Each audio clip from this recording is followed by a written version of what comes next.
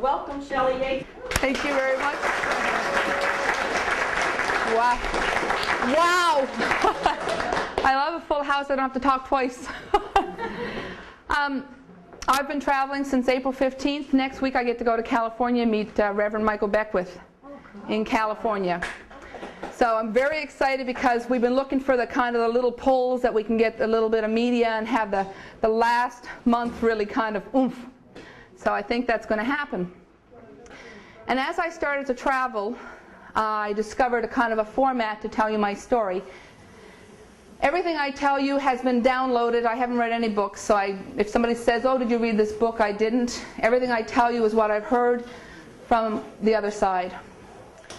So where I start my talk is a brief little discussion about where I was, who Shelley Yates was. And I was a very unhappy little girl. My sexual abuse started at age 5, and it went on for a very, very long time. I was what I called a Prozac princess, because I was either on Prozac or lithium or something, trying to just stay on the planet. I was so unhappy. I was suicidal every day of my life. I would plan elaborate suicides and then say, oh, I can't do it today. I'll have to wait till tomorrow. So I'm very blessed that tomorrow never seemed to come. And I never tried. And I'm here to tell this story to you. And the biggest miracle I share with you tonight is that as individual human beings, we have choice to step out of our misery. We have choice to step out of despair and depression and walk into joy. And I've done that without any drugs. I'm now drug-free. I've been drug-free for 5 years. I was told I would never be. So that, to me, is my greatest joy and blessing that I get to share with you. But there's a whole bunch of miracles along the way. On November 14th, 2002, my 4-year-old son and I were going to a friend's house. I was going to a friend's house to go and complain about my life. That's what I was doing. And I did it 3 times a week. It was my buffer zone. So I had my son in the front seat with me, and we were headed up an abandoned road in Nova Scotia. And as I went up this little abandoned road, I saw on the left-hand side a large lake that had flooded. We had had rain for 3 full days. The lake had flooded. The water was rushing across the road into a small marshy pond. So I slowed down to 20 because I didn't want a hydroplane. And as I entered the little river running across the road, my tires lifted up and pulled towards the guardrail. And I went, oh shit, now I'm going to beat up my car. I was on welfare. I was in university trying to put myself through school with 2 small kids. I couldn't afford to repair the car. That's all I could think about. As I moved towards the guardrail was buried into the ground. And my passenger side tires went up on the guardrail. And I kind of roller coastered into the center of this lake. Now logic states I should have rolled over on my side or hooked up in the guardrail, which bummed me out even more because it was going to cost more money to get a tow truck. But that's not what happened either. As I moved into the center of this little body of water, my car, without any motivation, flipped over the guardrail out into the lake 10 feet and landed on the roof. So I looked at my son and I said, are you okay? And he said, yes, Mommy. I said, well, Mommy's going to put down the window and we're going to crawl out. Because I thought I'd landed on a bog. I'm from Newfoundland. We know what bogs are. So I thought it was a marshy bog, and I was very happy because it didn't crunch the roof of the car. So I put my finger on the window, and as I did, the water started to rush into the car. The window only opened this far.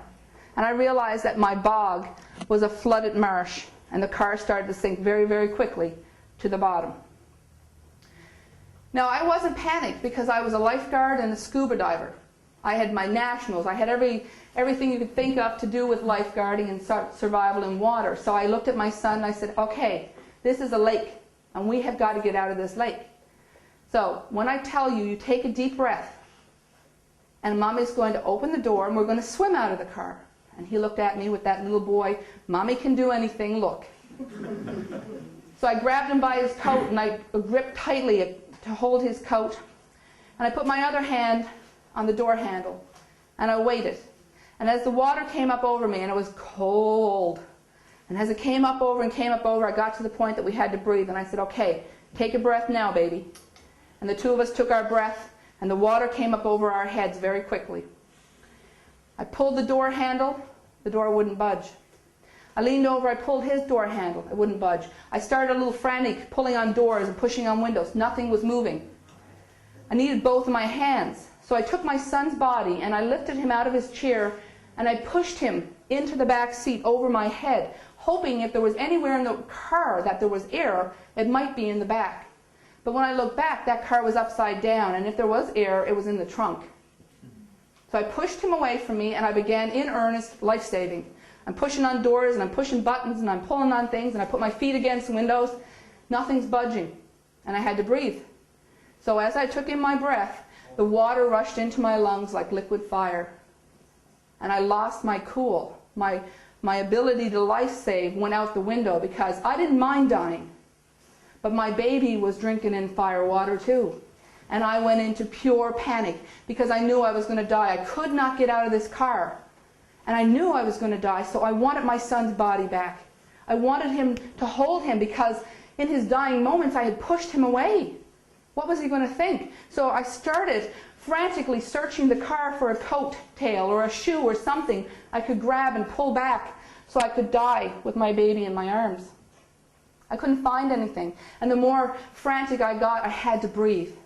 And just before I took the next breath, I heard in my ear, as loud as my voice to you today, relax, relax. And it was booming and majestic and commanding. Well, I didn't take commands from anybody. So this made no sense. I thought this was dying. I thought, well, I was, hallucinating. Relax. And then almost as if the voice knew who Shelley was, it stopped commanding me and it started to lull me. You're okay. You need to calm down. You're going to be okay. They're coming to help you. Well, I was on a kind of an abandoned road. There was not much road traffic there. And I said, nobody's coming to help me. But all this happened. I wasn't looking for my son. I wasn't worrying about breathing. Time seemed to stop. All of a sudden, in through my chest came the knowledge of drowning. If I continued to fight the water, my lungs would fill up with water. And if they filled up with water, the guy doing CPR couldn't bring me back. So you need to relax. You need to give yourself over to the water and allow yourself to pass. I didn't need much prompting. I was tired and cold. I was suicidal anyway. And I said, give yourself over to absolute pleasure. And I put my arms out and my head back, and I died. That sentence is a sentence from the Rocky Horror Picture Show. Blows my mind, but that's what it was. So I died. My flesh and bones stayed in that car, but who Shelley is, the essence of who I am, went off out into the sky, and it was a majestic blue sky with little wisps of white cloud. And as I went up there, I found myself contained in a room, and the room was rectangular shaped with glass walls, but I couldn't see the glass walls. I just knew they were there. And if I was looking at the room this way, in the center of the room was a table, 4 feet by 4 feet by 4 inches with a large pedestal base. And down the left-hand side of that table were 3 large beings in monk robes, heavy robes coming up over their heads, heavy big hooped armholes that they were holding themselves like this. They had their head bowed. I knew the rules of the game. I knew what was happening. The first guy had taken a roll, the second guy had taken a roll, and now it was this third one on the corner. This long willowy hand came out of the robe. And it looked like it had long fingers, but it looked like mercury in a tube. And it picked up a die. Now when I looked down at the table, there was a relief map etched into the table. And it was the continents before they split. And I learned that that was the Pangea, but I could also see Lemuria and Atlantis. I was like, wow. So as this being had the die in its hand, it tossed it across the table and the die rolled. And it stopped, and the being was pissed off. It didn't hear anything, but you just knew the feeling of I didn't get what I wanted feeling. And out of the robe came the big long hand again, and it went ping, and my car flew over the guardrail and out into the lake because the Pangea had shifted, and it was me driving up the road. I could see Rocky Lake Road, I could see the trees and the little lakes, and I went, oh my God, he pinged me into the lake. No wonder I flew over 10 feet out into the lake when I was doing 20. He pinged me. So I'm like, oh my God, we're a petri dish. This was my feeling, that humanity was a petri dish and these beings were sprinkling sand. Oh, look at them run. And I'm going, this sucks. But down the right-hand side were 3 more beings. They were the same size, 6 or 7 feet, no, 7 or 8 feet tall, large hooded cloaks, and the hood, their arms in these big sleeves. Now the ones on the left had been a gray color, and the ones on the right were whitish, but not white. And they told me, don't judge us. We're both essential. We are the balance of your existence. And then I understood this was all symbolic. Everything I was seeing was symbolic to teach me what was going on. So the 3 down the right-hand side said, twist of fate, twist of fate, twist of fate. Only on the corners are we allowed to intervene. It was a rule. So the 3 of them, without rolling the die or anything, went, and they put stuff on the board. They said, we have put everything in place for you to save yourself and your son. Now is the time, child, to have faith. Well, I didn't have any faith. I didn't have any God. I didn't have anything. I used to say I had the power of 1 all right, and you're looking at her. I was one tough cookie. So these beings had put something on the table and said, we are going to give you the instructions to save yourself and your son. Follow the instructions implicitly and have faith, child. We are here. We love you. Ping, I was gone. I was coming back into my body. Now the whole time I was up in the sky, 3 things happened that saved my life. Remember, they put 3 things down. 3 things happened. There was a man driving north on that abandoned road and a man driving south. They were friends and business partners, and they were on cell phones to each other at that moment. And as they drove by each other, the first guy said to the second guy, did you see that car in the lake? And the other guy said, it wasn't there when I drove by. So the 3 minutes that it took them to drive by, I went in the lake. They turned around and came back to the spot and jumped out of the car. 2 of them said, I guess we're going swimming. And they said to the third guy, but you're not, because he was my second miracle. He was the second thing placed on the board. He was a 9-year veteran paramedic. And he was driving one of those cars. So the 2 guys went into the lake, and they started going up and down, trying to find, is there somebody in the car? So they reached in the open window, and they said, yes, there's somebody in the car. They could feel me. And they went around the car and around the car, pulling door handles. They couldn't get anything opened. 15 full minutes. 4 minutes to get back to the site, 15 full minutes to get that car door opened. As a matter of fact, the last time they came up, they said, we can't get anything open. We can't get her out. And at that point, the man said, I'm going to give it one more try. He went down, and his foot, I had a flat handle opener, his foot hooked, and as he lifted his knee, the door popped open. He went back down. He'd been in the water for 15 minutes. He said he was so cold he couldn't squeeze his hands together. So he didn't know how he was going to pull me out. So what he did was put his hand in with open fingers and weave my hair back and forth, every bit of hair he could get. And then he said he was so tired he couldn't pull. So he threw his body back against himself this way. And after 3 or 4 big heaves against his own body, I popped out. He pushed me over to the man that was hanging from a tree and hanging out into the lake, because I was 10 feet out. He grabs me. I rolled over. He said, your face was full of moss, your eyeballs, your ears, you were black and blue. And he was screaming to the paramedic, get the dead chick out of my arms. This is gross, gross, gross. I've grown to know and love these men very dearly.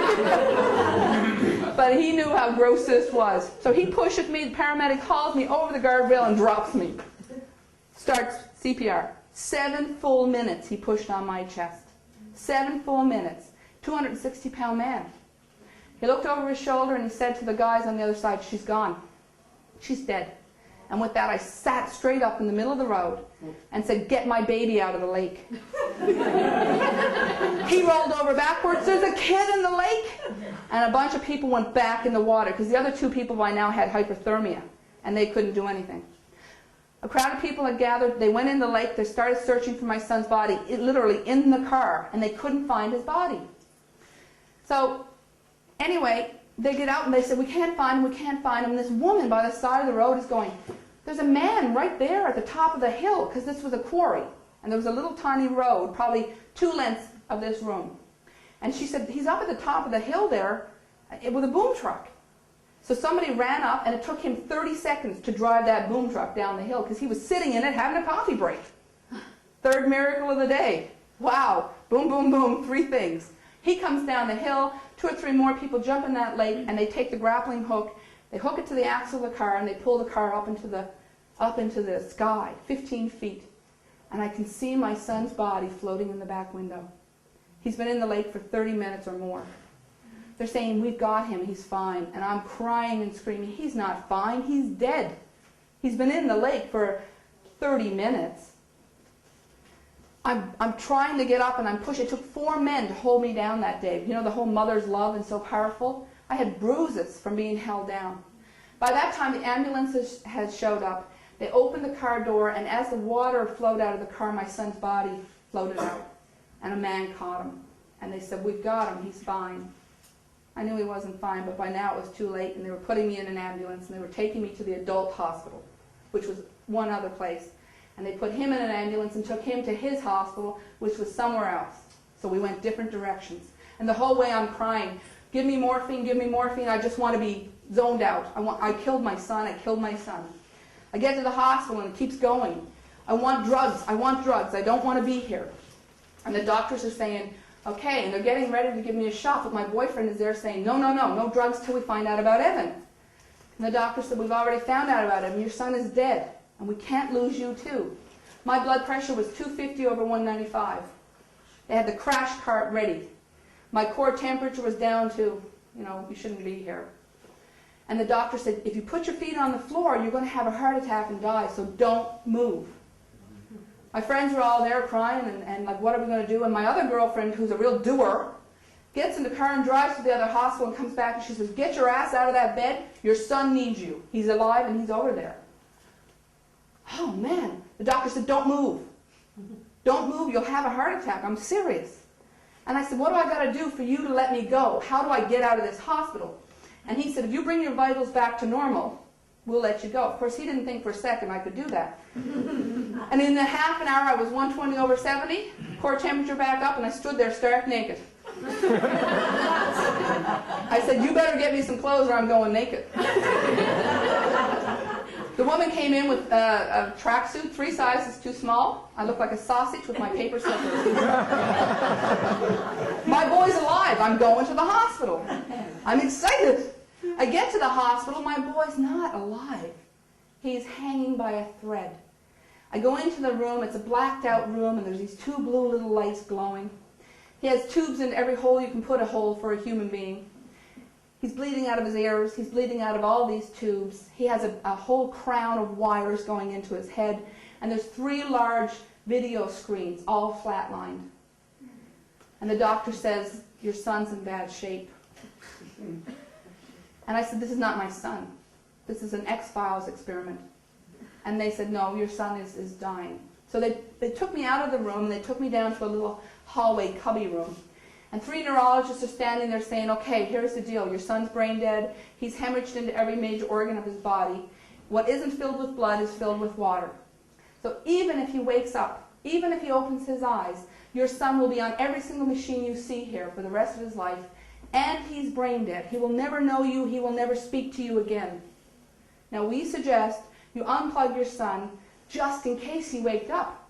Because if he wakes up, then you can't do anything about it. Canada has no euthanasia laws. But we can do it right now. That didn't make any sense to me. I was alive. So I said, I need a minute.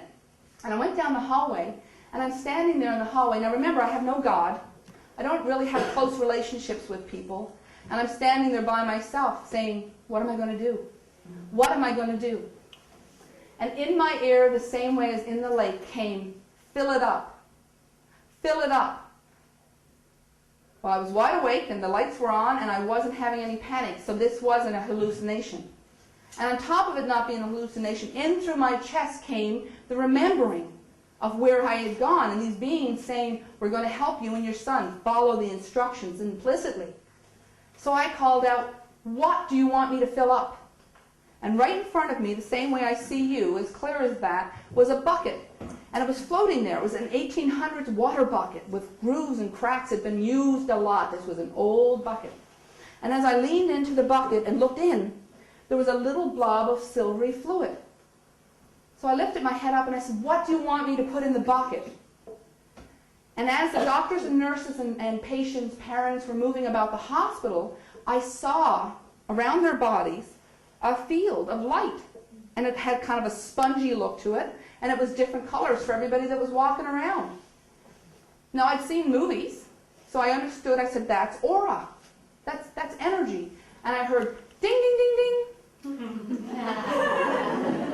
We had communication. And I remember thinking, a bit Bob Barker, but hey, I can do this.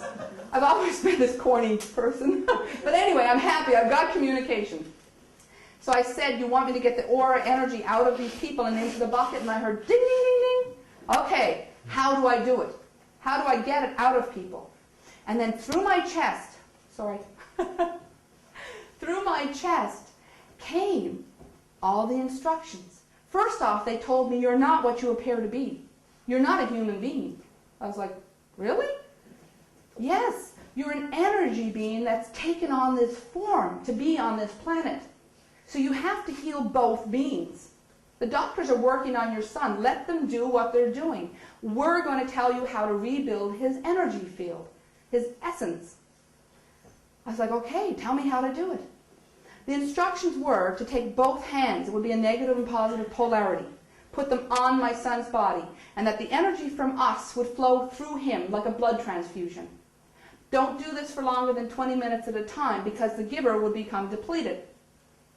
After you gave your gift of energy, then you took your hands off my son and you gave him the gift of human joy. I asked them, how many people? And they said, as many as you can get here. So I called everybody in my little list. People I'd only dated a few times. Can you come to the hospital for an energy transfer, you know? They came. And not only did they came with their friends and their friends. So the hospital, any time of the day, had 40 people in the hallways and around these little rooms that we had been gathering in. The other rules were absolutely no negative energy in that room. Nobody is to cry. Nobody is to be upset. Nobody is to go in there and say, oh, poor baby. How are you today, Evan? Everything's great. Come on, wake up. We've got stuff to do. We're going on a train. We're going to Disney World. There's a puppy coming. Come on, come on, come on. And that's what we did. The other thing was, it was explained to me that the vibration of music lifted us out of the field of that dense, dark place that we live in into the heart zone of creation. And what we had to do was play music. And my son's favorite music was rock and roll, Aerosmith and Bon Jovi. And we were in the hospital room in ICU of a major hospital in Canada playing Bon Jovi and Aerosmith.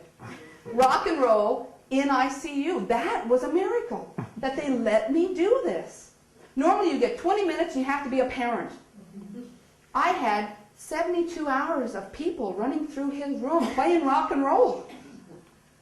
I said to the doctors, now here's the deal with you guys. You cannot diagnose, you cannot speak to him as if he's not there. The nurses had to go in and address him. Good morning, young man, we're doing blah, blah, blah.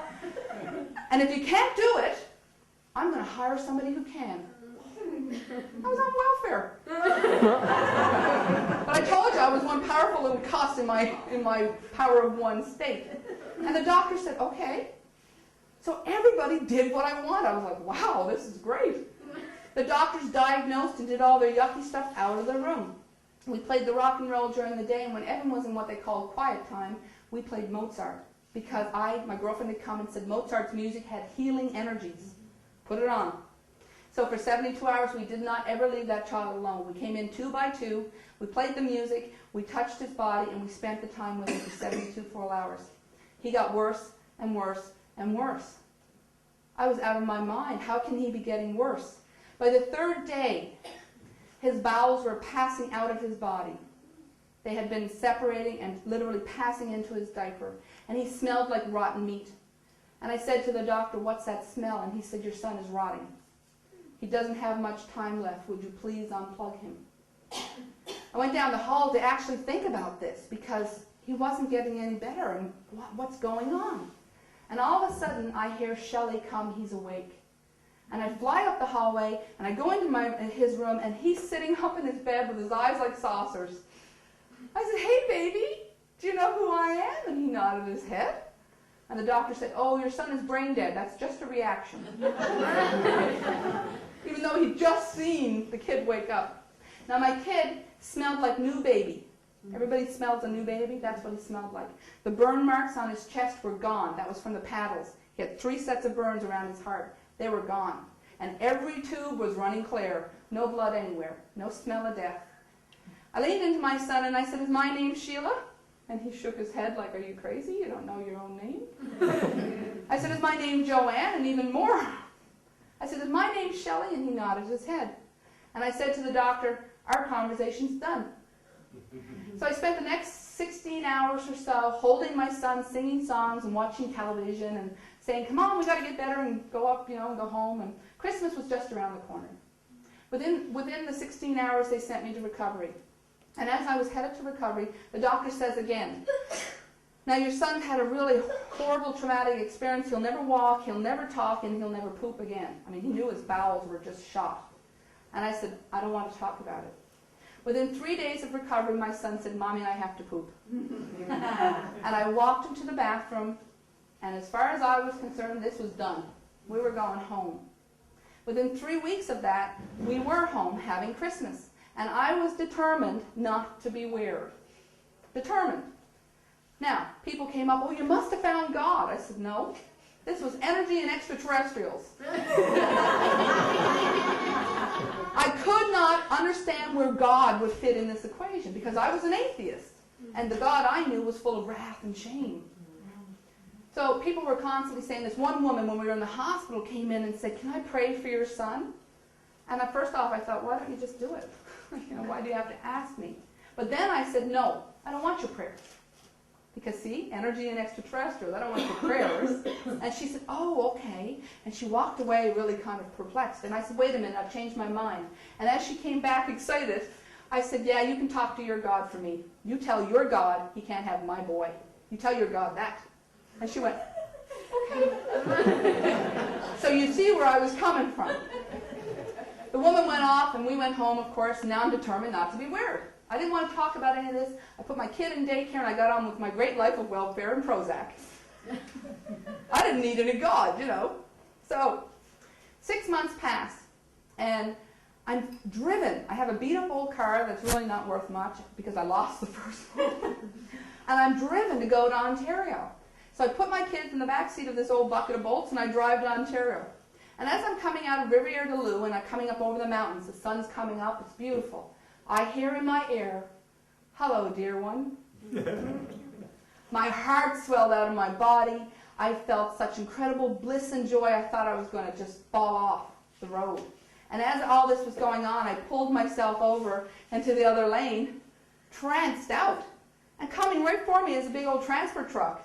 So I pull back into this lane, I go, "Oh my God." And the voice says, "It's too dangerous to be here right now." "Don't go," is all I could say. "Do not leave me." The bliss I felt was so wonderful. It was the only time in my life I'd ever felt bliss. And the being says to me, "We will come again. We have much to share with you. We have so much to tell you about you, your people, your world. We will come again." And I'm bawling by now because as this source being is pulling out of my car, that blissful feeling turns into the same opposite. It's the saddest moment I've ever had, and I'm crying and begging, "Don't leave me, don't go." And I'm crying, and my kids are in the back seat, and this being is pulling away saying, "We love you." And as he's pulling away, he says, "We will come again." So I call out and I say, "What's your name?" And he says, "My name is Aramis, and we will come again." And it's like pip, it's gone. It was like 2 balls of wet plasticine being pushed together, and as they pulled apart, they'd come to that break point, and they go, and they break. That's what it felt like. So I pulled to the side of the road, and I cried like a baby. And my kids got up and said, "What's wrong, Mommy?" And I said, "Mommy's having a moment." I'm wide awake, and something's going on. So I get my hiney up to Ontario, and I pick up 3 books. One's called Saved by the Light by Danny and Brinkley, a man who died. Lightning went through his head and out through his foot. 27 minutes in the morgue. The second book was called Talking to Heaven by James Van Praagh. And the third book was a book by Edgar Cayce, who was some sort of prophet. And I'm reading these books, devouring them, going, I've had a near-death experience. That's what's happened to me. Now, as weird as that was, I had no other choice but to acknowledge something was happening. So I go back to Nova Scotia, and the same urge to go to Ontario comes to me to get off of Prozac. You cannot stay on Prozac. You must get off this medicine. So I do a cold turkey thing, and I'm like, oh man, I've got to get off this medicine. And for a solid year, I start to vibrate. My flesh is vibrating, and I can feel my dendrites firing and the electricity running through my body. I don't need my glasses anymore. All my hair falls out, and it grows back like this. It used to be brown and straight. My eye color changed. But the big thing was, everything in my life was amped up. I could hear things and smell things nobody else seemed to be experiencing. And I'm like, what's wrong with me? Buzzing.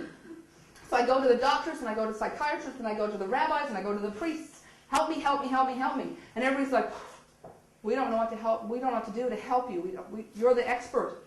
The only person who had ever been underwater a long time like me was 8.5 minutes, and he has brain damage. So I was then the official expert because I was alive and had my faculties. So nobody knew what was going on. Anyway, my mother begs me to go to a conference in Montreal, and off I go to Montreal. And I start the same thing. Can you help me? Does somebody know what's going on? Can you help me? Can you help me? And I speak to everybody. I met Raymond Moody, and I told him my story, and I said, well, here's a project. And Raymond Moody goes, I'm retiring. Now I said, here's a project because for all that period of time I'm vibrating. Every time I get in my bathtub, these beings show up and tell me stuff. And what they've been telling me is, thank you for getting off the Prozac. Now we can talk to you. They said it was an insulated barrier. Now please, anybody on Prozac, do not rush out and stop taking Prozac. This was a really rare experience. They're explaining to me about the power of love and the vibratory field of humanity.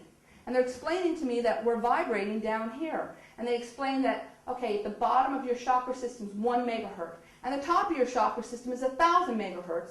Most of humanity is living at 300.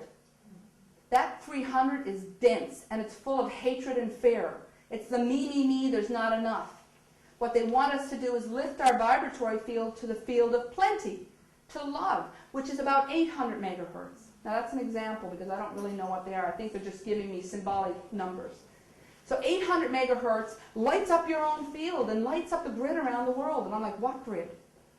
And they said, well, around the Earth grid is an auric body like you saw around people. And the auric body of the Earth grid is made up of the individual auric bodies of humanity. Each person gets 1 hexagon of space on that auric body. And because we're so dense, we can't fire our own field. We certainly can't be sending Earth energy down below and out.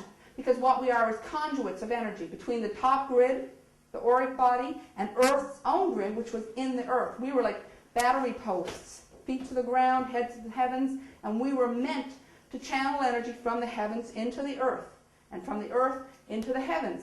It was what part of our intended purpose was on the planet.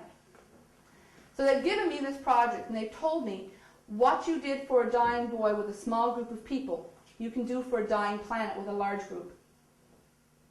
1 hour of our time can change the course of humanity. And I said, well, that's all well and good, but I'm depressed. I didn't want any projects. I didn't even know if I believed my own stuff. I certainly didn't want to be going to people asking them for help. But here I was in Montreal, asking people for help. We actually have a wonderful man here, Alfred Weber, who talked to me in Montreal during that time, and I'm like, whoa! He had me speak to people then, even against, I was like, oh man, this is crazy. I can't believe this is happening. But I did it. But I didn't believe my own stuff. Anyway, I asked everybody in Montreal if they could help me, and nobody really could. But I met a man named Dr. Stephen Greer. He was sitting by the stage, and I went up and I said, are you Dr. Greer? He said, yes. I said, you're the extraterrestrial guy? He said, yes. I was like, thank goodness. So I talked to Dr. Greer, and I told him everything I just told you. And he said, we have to talk. I was like, finally, somebody's going to take the project or tell me what's going on. We went off and talked, and he brought his assistant, Annie. And Annie is the woman who sings on my site. Her stage name is Anna L. But Annie's with Dr. Greer. And I'm telling Dr. Greer all the stuff I'm telling you, and I'm saying, look, I got a project, you're going to have to do it, here you go. And he says, I'm a busy man. I don't want your project.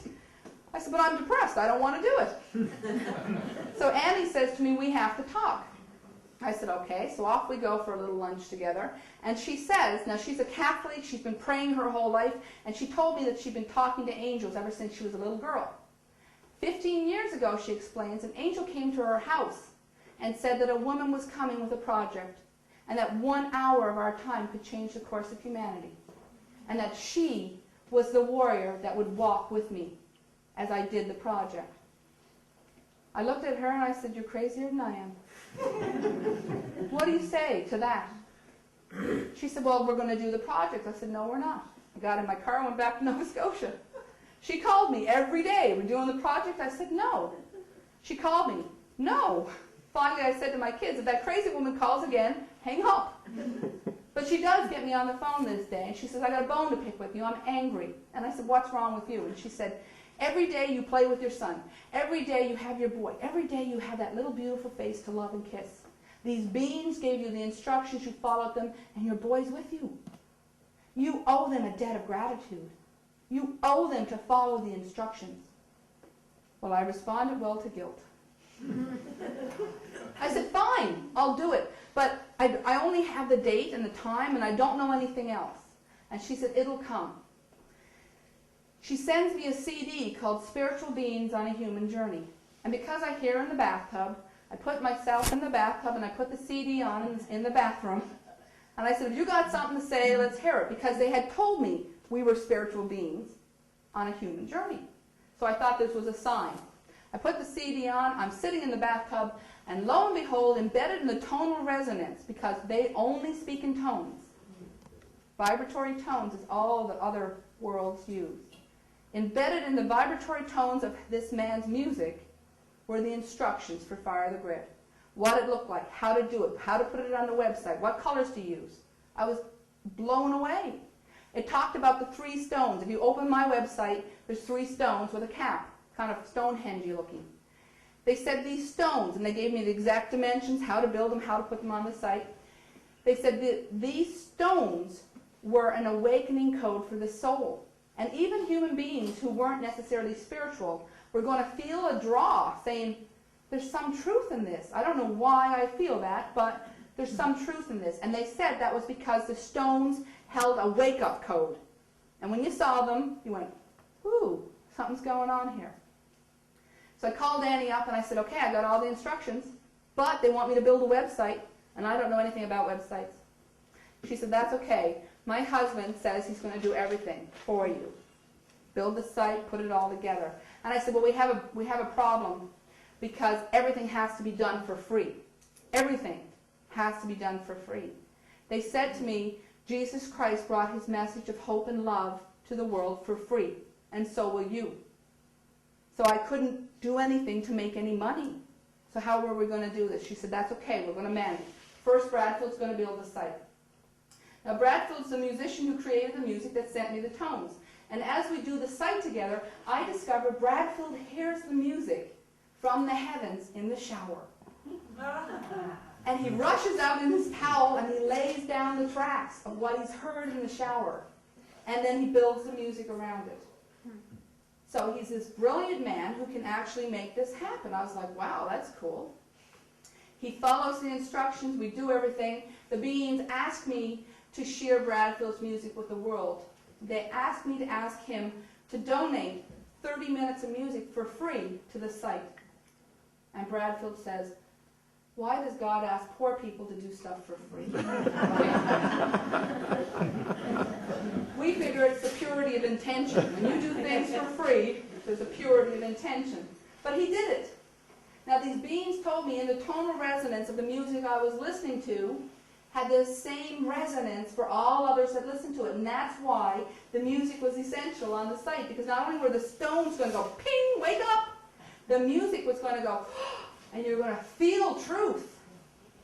So, 3 people with no budget have reached 8 or 9 million people for free. What can we do with 3 million in a budget? That's what I say. These beings said to me, you've got to stop doing stuff out of obligation. Because everything I did out of obligation. I didn't believe my own stuff, even though I had seen such incredible miracles. And that's why I always say I honor and respect those following a path without the carrot. Because I had the carrot, and I still am struggling with my faith. So they said, we've got to get you out of this depression. You've got to stop thinking that stuff is being done to you. You've got to own your life. You've got to own the responsibility and the pieces that you've played. Now here are some tricks to lift your own field. And once you start doing it, and once you start walking the walk, leading by example, people are going to say, what are you doing? You're different. The first thing they told me to do was random acts of kindness. Somebody shoots out in front of you and cuts you off, the first thing you go is your big right? That doesn't work. Send out love. I'm sending you out love right now. I hope your day improves because you're dangerous right now the way you're driving. Send out love. The coffee girl's a little, so-and-so, and you're wondering if she's spitting in your coffee. When she comes back, say something kind. I love your hair. Even though she's being mean to you, I guarantee you it'll change her day. But most of all, it will change your vibratory field. The second thing they said to do was to find your joy, your earthly joy. And it didn't matter what that earthly joy was. Find it, live it, and experience it. And as you did that, you would lift your field if you said thank you. Finding your joy and then saying thank you was a great one for lifting your field. Now these beings showed me my own auric field, and in it were little spirals of liquid light, and they were golden color. And then they showed me coming out of my solar plexus area, shooting out into the cosmos, was a cord that linked us to the cosmos. And as we did these kindnesses, and as we practiced joy and gratitude, the spirals were sucked into the tube. And the same liquid light in the tube is what these beings are made of. And they said, we are you. We are the light of the light, as are you. You and I are the same. We have already done our time in human form. We're here now to assist you. The third thing they said was to play music of the resonance that you were striving to attain. So Bradfield sent me every single CD he owned, and for 6 months or a year, or I don't even remember, I played it all the time because they said the vibrations of that kind of music would lift your field. Mozart, they talk about Mozart all the time and how Mozart had the same healing lifts, the same tonal lifts. So Mozart did it, and Bradfield does it, but many other people do it. You will know it when you hear it, because after you've listened to it, you'll feel refreshed and whole and alive. That's the byproduct of lifting your field. So, do random acts of kindness, find your human joy and give gratitude, and play music that lifts your field. Because when you fill a room with vibrations, your heart strives for the highest vibration. And right now, the room in this, we're bulging at the seams in this room. And what happens is even people who don't believe, if they're in the space, really start to go, whoa, something's going on. So they're saying you got to walk the path with intention. You got to put yourself into this. Well, I still don't really want to do it, but I start to practice. I find my joy, and I step into it, and I'm like, this is joyful, and then I go, no, it's not. Yes, it is. No. So I had to come to decisions that I was just going to state it, and then say, thank you. So you're looking at your ice cream cone. This is joyful. Well, I could really relate to good food. Thank you. Thank you. Don't question your statement. Always come from a place of positive intention. So I'm doing this, and I'm doing this, and I'm doing this. And finally, they come to me and they say, okay, we need a commitment. And I said, I don't want to be weird. As weird as I am right now, I can still say, it's not my doing. Somebody else is doing this. I'm just the puppet. And they said, you can't be the puppet. You must walk it. Now, are you in or out? We need a commitment. And I'm in the bathtub. And I said, I don't want to be weird. I don't want to give up Shelley. And Shelley's this silly noof. You know, I got this sense of humor, and I swear sometimes, and occasionally I have a few drinks, and I do things I probably shouldn't do. And they said, we don't care what you choose to do in your humanity. You have come here to experience earthly human form. Do whatever. There's 3 rules. The first one is do no harm. Do no harm to anyone, most of all to yourself. They were really expressing the fact that you must love yourself the most. For in learning to love yourself and understand who you are, you see yourself in the faces of all those people you meet. For to know who you are is to know who every other human is as you meet them. And even though you don't like what their human's doing, you can acknowledge, I love you, and then say, stand way over there. I don't like your vibratory field. I don't like what your human's doing. But once you pick it up, you can come over and stand here. So the first one was do no harm. The second one was find your joy and give gratitude. Oh gosh, I'm in the wrong story. The second one was do all that you do with honesty and integrity. The honesty and integrity will lift you and it will facilitate your communication with others. Always be honest with integrity. And say to people that you love, let's make a deal with each other, that if we love each other, then I would not do anything to you on purpose. Therefore, when I do things you don't like, and when we do things that we're not agreeing on, it's not because of my love for you. It's because of my history and my background and the way my wounded child reacts when I'm having a moment with somebody else. Because confrontation drives that. So first acknowledge that love is there, and then know we have to practice. So when you and I are having an exchange and I've said something that's pissed you off, you say, hey, listen, that hurt me. Let's practice. Because the first thing you admit is, yes, that hurt me, but you don't say you are this and you are that. So with the honesty and integrity, we will build rich, alive communication with those people that we loved, and it would deepen our relationships, lifting our field. So do no harm, do all you do with honesty and integrity. And the third one was, I forgot. Where's my husband? Isn't that something? How can you say something so many times and then forget? Oh, find your earthly joy and give gratitude. Find whatever you decide to do. Do not judge what your earthly joy is. If right now, the things you're doing that are bringing you joy, you're going in your head, I'm not sure I should be doing this. As you practice the things that I'm talking about, those things will fall away. The things that are not serving you will fall away. But don't try to jump into, I got to be this and this and this and this and this. Find your earthly joy, whatever that is. They gave me an example. This guy, Joe, comes home from his job. He's a construction worker. And he sits in his easy chair and kicks up his feet with his can of beer, watching a ball game. And Joe goes, this is living.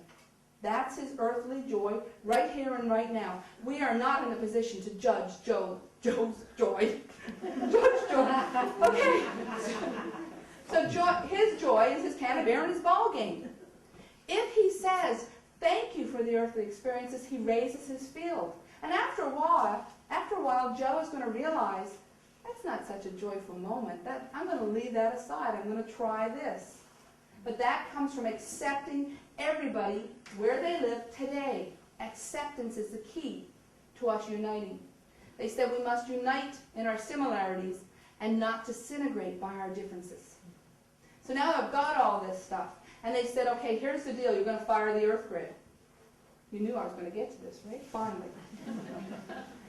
You're going to fire the earth grid. And what's going to happen is the energy you're trying to boost with these little walkings and practicings is raining down. It's like a gamma ray, radiated rain of positive energy coming from source.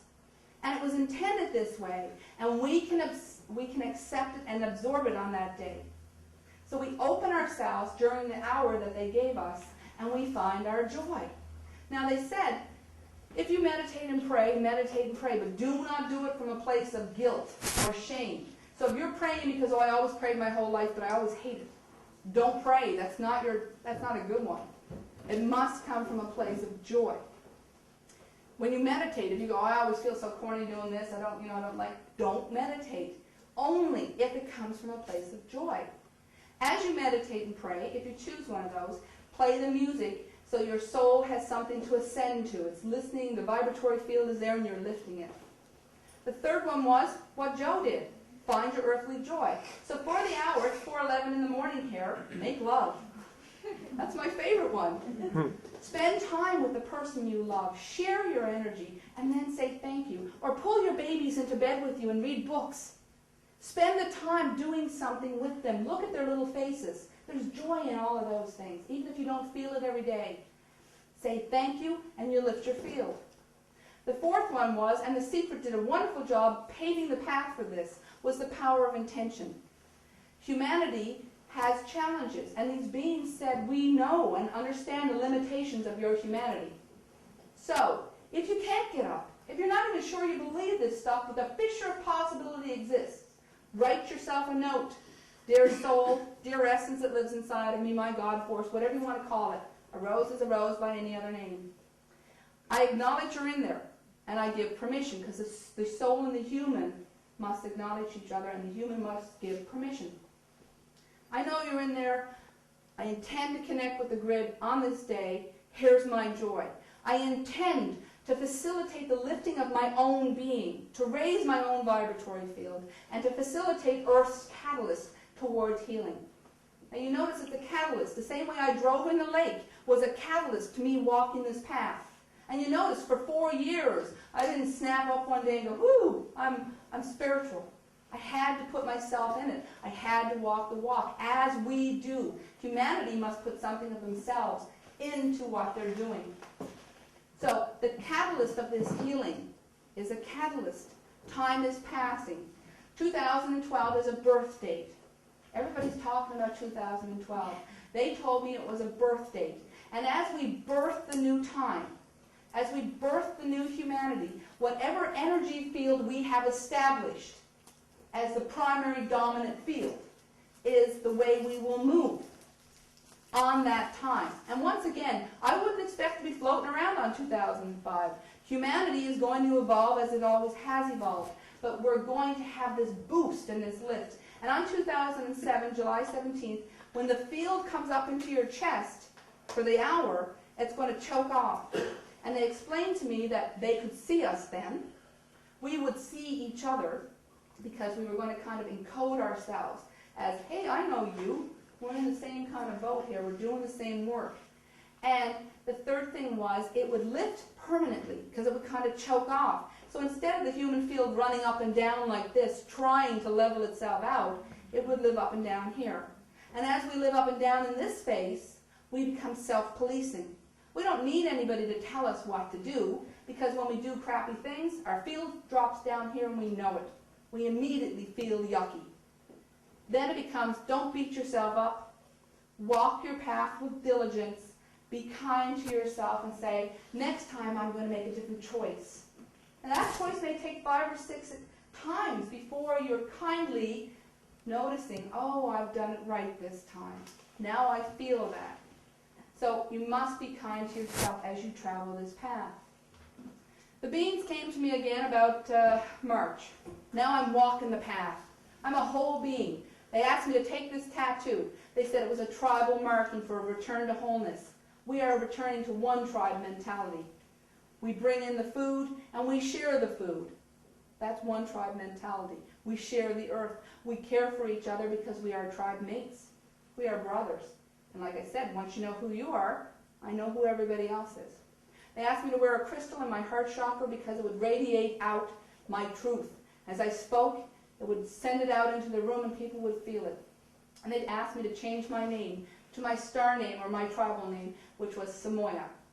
So I had a huge ceremony. I did everything they asked, and the world blossomed. I got invited everywhere. Everywhere. Things were just coming around, newspaper articles and magazine articles and travel, which they said I was going to do, and I said, And here I am in BC. So anyway, they said, we need you to do another project for us. And I said, okay, what is it? Because now I'm not fighting. What is it? What do I have to do? They said, we're going to send you 10 songs. We're going to ask you to send them to Bradfield. Bradfield already has the beginning and the end in his heart. Tell him to compile those songs and play them during the hour that you meditate or pray. I said, okay. So 3 o'clock in the morning, I'd hear music, and I'd rush out thinking the kids were up, and I'd say, what's going on? Nobody there. And then I'd hear number 2. The middle of the afternoon, I'd hear music, and I'd, number 4. So over 4 weeks, I had 10 songs with order. I sent them to Bradfield. He compiles some music, and he says to me, you know, I had the beginning and the end in my heart. Really? Within 3 days, he made an album. Now, we don't have any of that album because we're sold out, and that's a wondrous joy. But you can get them on the website. It's called Light and Love. This music is a facilitation to the alignment of your chakra system, all 13 of them, not 7. There's 13 because your highest self is up at the top. And what they talked about was the tonal resonance of healing. And they're telling me that each one of these systems are on a tonal vibration level. And I meet this man at Neil Donald Walsh invited me to speak in Atlanta. And when I was there, I met a tribal man named Blue Thunder, and I'm telling him all I told you. And he said, oh, we practice that all the time, resonating the 13 tones. I said, really? He said, yeah, we go, ah, yee, ah, and they bounce the tones up and down, and as they do, they bounce their feet into the earth, because the tonal resonance goes down through their legs and into the earth to heal the earth. And they've been doing it for all time. So this was a validation. I was like, cool. So this music was to be played during the hour because it would facilitate a better lift, a higher lift, a more easy lift. It would align these chakras, the tonal resonance would have a healing, and there would be an ascension that would be easier. So, Bradfield sends me the CD and says, here's a CD. Okay, I put it on and I get in the bathtub because I know there must be something else. And in the bathtub, listening to the music comes part 2 of Fire the Grid. 2 stones and a capstone called Project Cause. And this is wonderful because when we get 7 or 8 million people in the heart zone of self-policing and understanding our own power, when Project Cause comes forward, we have 7 or 8 million people saying, yes, this is possible. Because once we understand the I, the we need to make these changes are just going to fall in place. Project Cause is a funneling project. Now there's a whole bunch of rules and regulations, and I certainly won't get into them right now because it's huge and I haven't even started to figure out how I'm going to organize it. But the basis is, right now we have 10,000 projects. This guy over here is trying to help these people, and this people's trying to help these people, and we have all these mini projects with small budgets trying to help individually. United, we stand. What they want us to do is very simple. Take all of the small Earth projects and funnel them into one global project called Project Cause. There's a global council to oversee the money, and they've told me how to put it all together. And once we have all the money being funneled down the right way, and we get the people, and we funnel them in the right way, within 2 to 3 years of curbing our own spending and funneling the money, we can rebuild the foundation of Earth according to Maslow's hierarchy of needs. That is, clean water and food, shelter, septic, and clean air for every living baby on this planet. Every earthly community that is in need no longer need to be in need, because this global project is going to do kind of a blanket. We've got 2 to 3 years to blanket everybody and make sure that the first step of Maslow's is put in place. Once the first pyramid of Maslow's is put in place, then real good stuff starts to happen, because we have 1 billion indigos walking behind us. 1 billion indigos, and we still have to live in this world of material and grass and doing work and politics. And these 1 billion indigos are going to step up to plate, and they're going to go, we don't like you, and we don't like you, and we don't like you. Oh, here's our candidate. Oh, and doesn't democracy win in this country? We're 1 billion strong, and our vote is not for any of these people. Our vote is for this person. They're the ones. They're the ones that are going to make the major changes. We have to lead by example. We have to show them a different choice set. You don't have to go for the corporate me, me, me, money, money, money. That doesn't make you happy. That doesn't give you anything. Even with The Secret, oh, buy a car or get a boyfriend. First thing you got to do is get a life. The first thing we got to do is heal what we got. The cars and the joy and all those things will follow, but it cannot follow. We can no longer put band-aids on our brain regarding these children that are in third world countries with no clean water and no food. How can you get your new Lexus and drive around in it happy with your children and your grandchildren when there's a child somewhere else who gets garbage out of a can and a glass of muddy water? Oh, forget the glass, you got to put your face in the muddy water. How can we do that? The first thing we have to tend to is the foundation of our planet. They said to me to tell you, if you all had a house, everybody can relate to own a house, the foundation of your house is crumbling. The bricks are falling out and the mortar's falling apart. Do you buy $500 worth of wallpaper and wallpaper a room? Anybody do that? No? we start tending to the foundation. And every time we get a bit more money, we build a bit stronger foundation. And finally, when the house is structurally sound, we attend to beautification and to the things we want in our house. That's what Project Cause is all about. If we get 1 billion people and the other 5 billion aren't there, that's okay. We're going to build a world within a world. And we're going to do it because there's enough of us to make it happen. Now, when I was doing my commitment ceremony in the bathtub and saying, yeah, I'm here, I'd like to share this piece with you. They said to me, do you want to see how much a piece of source energy you are? The light of grace, God, whatever words you use. And I said, yes, I do. And the same way they took me out of my body and went up into the sky during the accident, they took me out and I went out into that space. And I went out and out and out so far, I wondered if I was outside or inside. I really wondered. And as I got out there, I saw planets and stars, so I decided it was outer space. And in amongst outer space was this magnificent pink plasma, and it was iridescent and sparkly, and there was little of things of electricity running through it. And they said, this is your source energy, and it was everywhere. And they said, this source energy is a stem cell pool for you to manifest what you need. Be careful what you ask for. Then they said, here is how much a piece of it you are. And they reached into the pink plasma, and the hand that reached in pulled it, and pulled it, and pulled it, and pulled it, and pulled it, and put it in somebody's head. But the thread didn't break. And then they reached in and grabbed another piece, and pulled it, and pulled it, and pulled it, and put it in the head of somebody else. And the thread didn't break. They said, do you see? You are a piece of divine source. You are like the hand at the arm of God.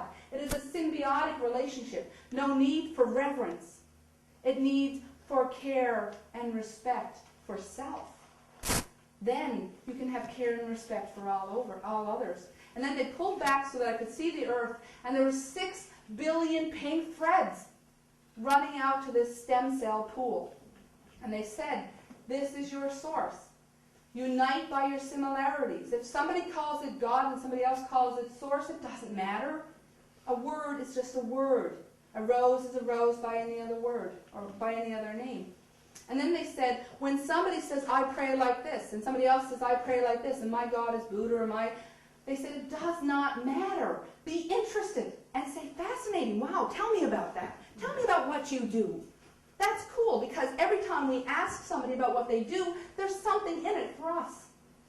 There's some kind of knowledge or some piece of something that will elevate us, not to judgment, but to fascination. We are fascinating. And as we find each other fascinating, whether we got pink hair, or we're tattooed, or we're pierced, or all the things that people say, oh, that's bad, or that's negative, those indigo children are tattooing and piercing their bodies because they're returning to their ancient tribal ideas. That's why they're doing it. Speak to them. They are fascinating. And they will tell you wonderful things. And you just have to find them fascinating, especially little tiny ones. We have to ask them, what are you doing? What do you think? Who are you? Tell me about you. And when they tell us really far out things, we go, wow, that's cool. So do not put down the ideas of these youth, because embedded in them is the ideas that are going to create the new world. And it is our job as adults to facilitate their confidence. So when Project Cause comes forward and we start walking the path, these kids are going to go, we like the way these adults are living. We choose this path, not that path. I guess that's it. I always say that that's all I have to say, and then people ask me questions and I realize I have a mouthful to say about something else. So I guess the next step is to ask you if there's something you'd like me to say more about or extrapolate on, or if there's something you'd like to share, then we can have a little bit of time to discuss any other issues. Yes? First of all, thank you. It was thank you. really great to hear you speak. I just wanted you to elaborate a little bit on the grid. So on July 17th at 4:11 in Vancouver, when we send up this intention for planetary healing, what would the symbolic or visible difference, if you could see it, what would it look like after that? After that day? Yeah. Well, the same way I said we all have to accept where we live with our joy. We also live at our vibratory field of experience. A 25-year veteran monk is up here, and I mean, he may very well feel a great deal of difference in the shift. And somebody who's like Joe is just stepping into his program, he might go, ooh, nothing really happened. But over the coming weeks and months, he may feel different. And that's where we all become teachers of teachers. Because if Joe comes to your house going, you're into that crystal kind of stuff, aren't you? Because then we're going to be guidance for people who are kind of just waking up. So you may feel something, and you may feel the shift, and that's fully where you live with it. I have a sneaking suspicion there may be all sorts of incredible events happen. And what we're going to do on the website is put it up saying, did you fire the grid? And then let people come with their, we're going to start building a database because Project Cause is going to start with this database. And as the database comes in, we're going to give you a space to say something you might have experienced or something that incredible happened to you. But I can't tell you what it's going to be because it's going to be different for every person. And what would the actual grid look like? Okay, what I saw was our auric field's attached to the grid field, and we get a hexagon. And they said every human gets a hexagon. Even the richest man can't buy two. You get one. And it's almost a binary system. It's on or it's off. And what we're looking to do is raise our field. And when we raise our field and fire our own grid, that hexagon will light up. And when it's lit up, it's on. And those that haven't lit up their field, the faith of one person firing their hexagon will radiate out 1,000. So it's going to boost anybody who's in that field and give them a little boost. Our orgasm, our human orgasm, was intended as a grid firer for your own field. That's what it was intended for. It was supposed to be our ability to reach an electrical current so high that we went and we fired our own auric field, and it regenerated the field so we could have another couple of days of, ooh, okay, I know what I'm doing. So they talked about the sins of the flesh, and they said everything that we've given you, not we, but the grace of God, has given you, all the joys of the flesh, humanity has distorted. They are not sins of the flesh. They are gifts you were given to facilitate the hardest journey a soul can take. You guys are in graduate classes, but you're only in kindergarten because the veil is there. You're doing grade 13 calculus as you're in kindergarten because you're walking a path that's very difficult. Orgasm was intended to fire your field and assist as you lifted your field. Sight, sound, touch, kissing, touching skin, all those things were pleasures to facilitate a very difficult journey. See, I do go on. Is there somebody else? Yes? What can you say about 2012? What they told me about 2012 was that it was the end of a 26,000 cycle of Earth through an orbit. And as it came full circle to the 26,000 year, we were about to go into another 26,000 rotation.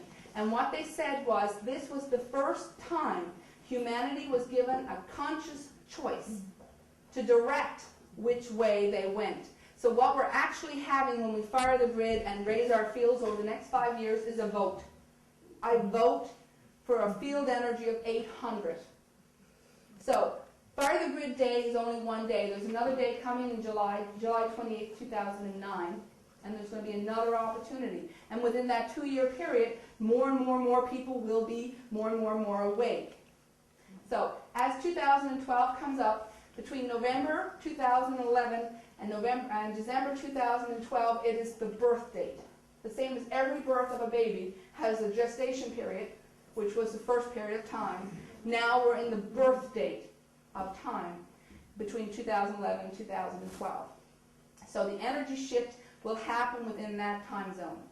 And whatever energy field we are able to maintain as the baby is born, as we're born, will direct the way we choose to consciously vote to go with our energy field. I didn't understand what was happening, but they kept talking to me about birthing children, and I didn't know what that meant. And they were telling me that when a baby is born into the world, it's not a human being.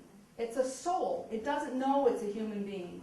It comes into the earth, And it needs to be told, it's okay, you're safe, we're here, we love you. There's many joys on this planet. That needs an energy field in a room of people who are welcoming the soul in. Come, little one, we love you, come.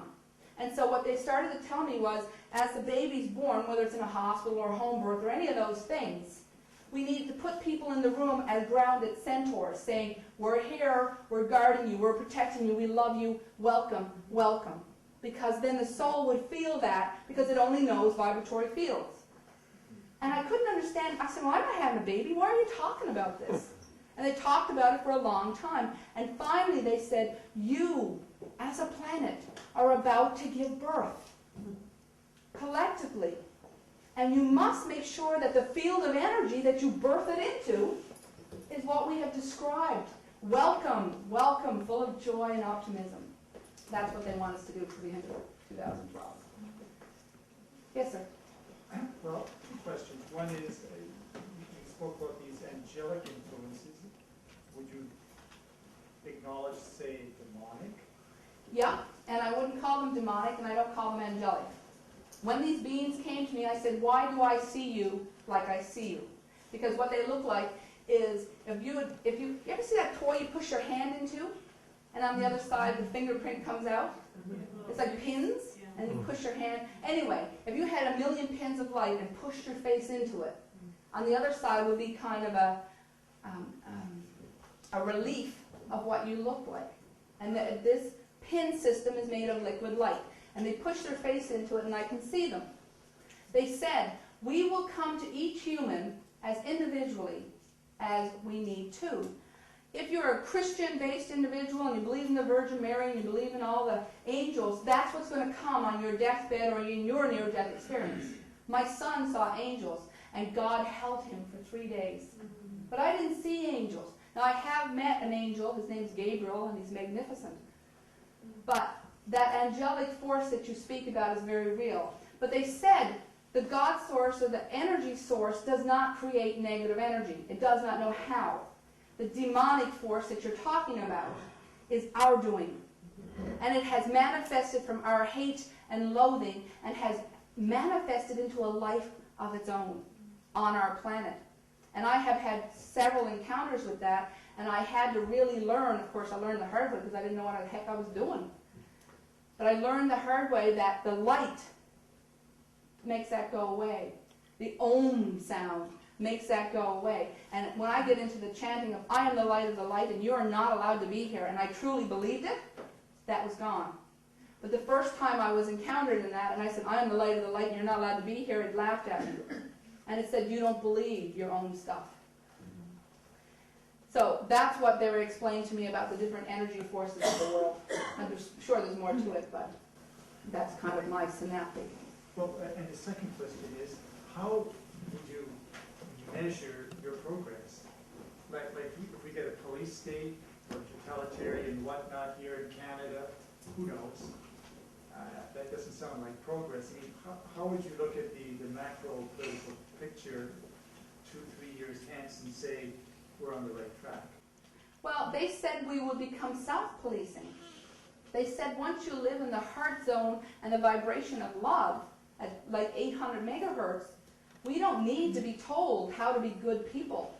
The Bible was a rule book. It was the first rule book put here because people were thinking, oh man, how are we ever going to control human beings? We have to make them fear what's happening. And if the Bible had come from a place of love, and this of course goes off into a whole new range, but what they said to me was, one of the very first words that was changed in the Bible that affected who we were was the word for God. In Aramaic, the word for God is not father. It is daddy. And the people who wrote the book and transferred it and did this and did that, and the book just kept being passed around, they said, how are we ever going to get human beings to do what we tell them to do if they think they're talking to daddy? Daddies are full of joy and love. Daddies are full of acceptance. Whereas fathers are reverence and stern and punishment. So the thing was, they didn't trust that we would ever do the right thing from the place of love. That we had to be ruled from a place of fear in order to make us to do the right things. Anybody else? Yeah, I have, Oh, somebody over here? yeah, sure. I've been following with some interest Tom Kenyon's work with the Creatrix and the work that he's hoping to do on July 8th. Are you aware of this work? Since I've gotten in British Columbia, people have been telling about that work, but I don't remember. I said I don't read or follow other people's ideas at this point. So the Hathors have not been a part of your reality? I don't know what a Hathor is. I'm sorry. Thank you. Okay. Yes. I take it that the date of July 17th came to you as a guidance. Yes. Yeah. They sent it to me on ticker tapes. On You know at the bottom of your TV screen when the Dow Jones comes across? The Dow Jones ticker tape came around my head like this. This was in the early stages before I was listening well. And it would go January, February, March, April, May, and then it went July, July, July, and I went, oh, July. And I went ding, ding, ding. And then as it came around, I got the date, and I had the time and that information. That's how I got that. Okay, because after I was on your website, I didn't know about the part of it. I just read a little piece about your near-death experience and stuff. Anyway, I went to your website on July 17th, so immediately I went to check out the date with something here, the book. And one of the amazing things about this year that 3 times Pluto, which is to do with the will, is conjunct with the galactic center. And one of those days is July 17th. Yeah. Now Pluto is one will, and it could either be will for good or the will for. Well, the American Astrology Association contacted me Yeah. early in the beginning and said, where did you get this date? Yeah. And I said, well, these beings gave me the date, and I was very reluctant to say that. And anyway, they said this date is perfect. If you had spent your whole life with an astrology chart looking, you probably would never have come up with a perfect date. But the date is perfect. And I said, well, then thank you. They must know what they're talking about. Anybody else? Yes, sir.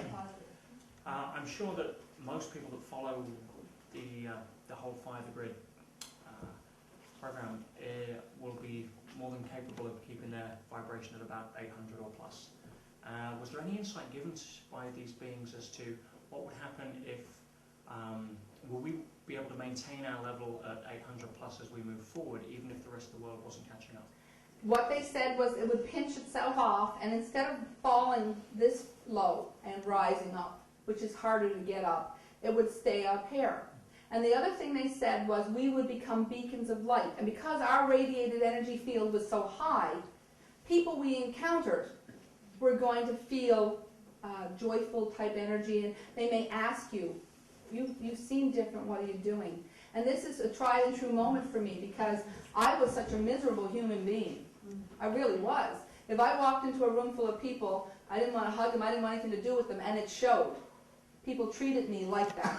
And now the most miraculous thing happens is when I meet people, they immediately come up and they're very open. And that's what this field is going to do. It's going to keep you open, and you're going to share it, and people are hopefully going to catch it. But it won't fall down here anymore. Okay, the distinction between that being at a personal level versus a global level development. Right, because we have to take care of the I. In taking care of the I and making ourselves fundamentally the most important person in the world. That's not selfish and greedy and full of me, me, me. Me, me, me is much different than I am, I can, I choose, I will, I am. So regardless of which way the vote goes, our mission is, or our purpose is basically to be as high as we can and just do what we're here for. Right, and detach yourself from the outcome. Totally. Once you detach yourself from the outcome, you are walking the walk, leading by example. Now I will share a little thing with you that will make you happy. My 4-year-old son comes out of this near-death drowning experience, and he comes home, and Mommy doesn't want to be weird. And my son's walking around my house talking about God. God this, God that. And I went, what do you know about God? And he said, duh. God held me for 3 days while I was in a coma. I said, oh, wow. And then he told me that God had an army of angels, and that coming out of their chests were rainbow lights of love. And then he said, there's also a darker group, and he said, they don't have rainbow lights, but they're still God's angels, but they're dark, and they don't like the energy of light. And I said, oh, and he said, they're having a war for our planet, but don't worry, God's going to win. Just like that, I mean, with absolute conviction. And he started drawing these spirally circles. And I said, what are you drawing? What is that? He said, that's a vortex. I said, really? What's a vortex? And he said, it's a portal that God uses to jump between dimensions. Whoa. And he was 4, and of course we had no God in our house. I used to say the only time he heard God was when I was swearing. So when I started my path of faith, I had to go back to the things he said, because that's really all the tangible stuff I had, plus the miracle of him coming back to life. So apparently, according to my 4-year-old son, who's now 9, and we have pictures of some stuff, God's going to win. So detach yourself from the outcome, do your best, walk your walk, and lead by example. Yes, Yo. Thinking globally, to add to what he's saying, I have a question for my friend Mary and also for myself, is how many countries are you in communication with? And I'm the one who wants to translate the website into Arabic, Persian, and Hebrew in time. We need to work to do, yeah. We have 87 It's okay, go ahead. Go ahead. 3 people, no budget, 87 countries. Woo! Think about it. 87 countries. So we have I know. We have 7, 8 million people, maybe more, because we have lost count. Maureen Moss of the World Puja Network has 5 million people on her team. Neil Donald Walsh, who's a part of this, has millions of people on his team. And I have 1,600 teams of my own. Yo. Now, our own, because this is a project of our, not I. So we have 1,600 teams. Some of them are 6,000 people throughout the country.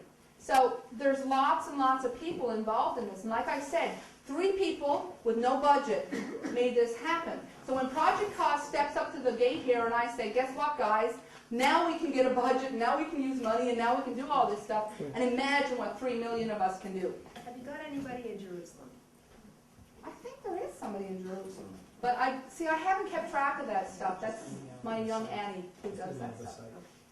Just email the site and they can Ask tell them, you. yeah. Thank you. We'll talk after. Yes? Do you have any information on future modes of travel? No. I have some information on the indigos. They said that these children were born here already vibrating. That's why we have 40 million children on Ritalin. Now, somebody like me knows the difference because I lived without vibrating and then I lived with vibrating, so I can tangibly tell somebody what I'm going through. These kids were born 800 megahertz. They came in vibrating. The thing that we can do to assist these children till the shift happens is touch their bodies. They need a lot of massage therapy. They need a lot of hand-to-hand contact because the energy we will suck up some of it for them and release some of their torment. The other thing that they need is in-water therapy. Water acts as a conduit that pulls the energy away. The same way we can pull it away from them, the water pulls it away from them. And the third thing that we can do with these kids right now is play this kind of music. Great music that lifts the field because the kids will feel the vibratory essence in their field and will feel more relaxed. The thing is, as we move into the center of the Milky Way galaxy, our physical field is changing, not within our bodies, but within our world. What's going to happen is when we reach 800 megahertz, because we've moved into that galactic place, these kids are going to go, whoo, thank goodness. But what do you think about the people who are at 300? They're going to feel miserable. And they said there may appear to be some sort of pandemic or sickness. Because what's going to happen is a vibratory of 300 in a field of 800 makes you feel sick. So it's of everybody's benefit to try to find a way to raise their field. So what I always say is offer fissures of possibility and plant seeds. What do you got to lose? That's what I always say. What do you got to lose? I'm not asking you to sign up for the $1 Million Project and give away your rights and become a cult member. I'm saying find your own personal joy, experience it, and say thank you.